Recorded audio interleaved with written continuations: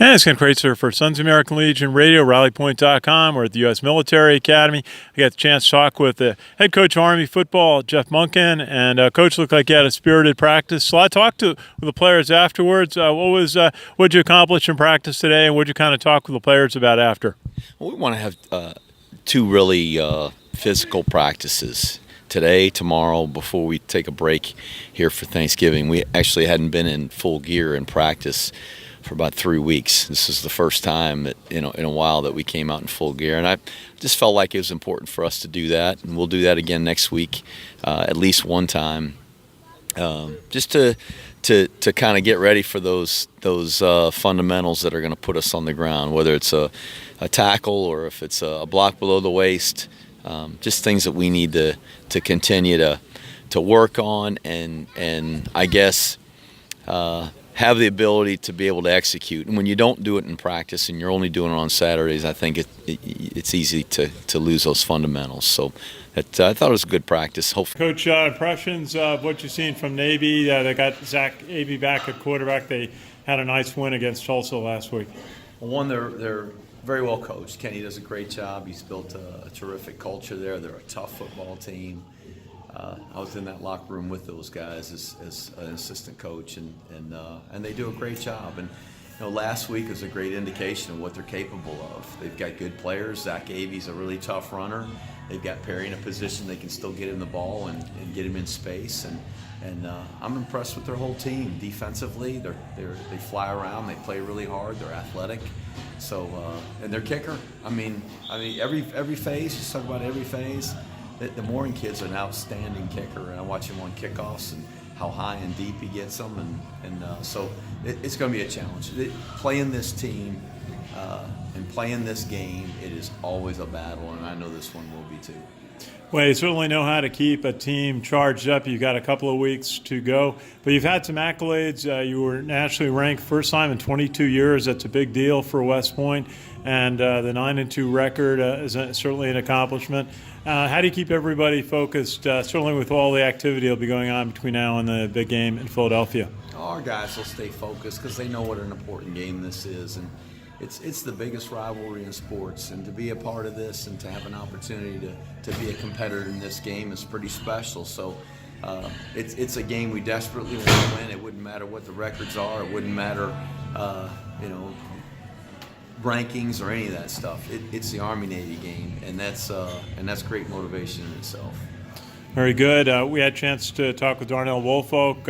He's had such a tremendous season. I have to admit, I put him in on my Hall of Fame, my All-American ballot for the Football Writers Association. 37 touchdowns. Tell us about how he's progressed and how he's become such a consistent player on short yardage situations. Just a really tough runner, and his development over the course of his career here is what's been really impressive. How much better he's gotten, how much better he understands the blocks in front of him, and just really become a complete player at that position. And really proud of him. I'm happy for the success that he's had and the accolades he's getting, and just really how much he's helped our team. And frankly, that's really all he cares about is helping our football team win. And just on the defensive side, Cole Christensen, James Nautical have had tremendous seasons at the inside linebacker positions.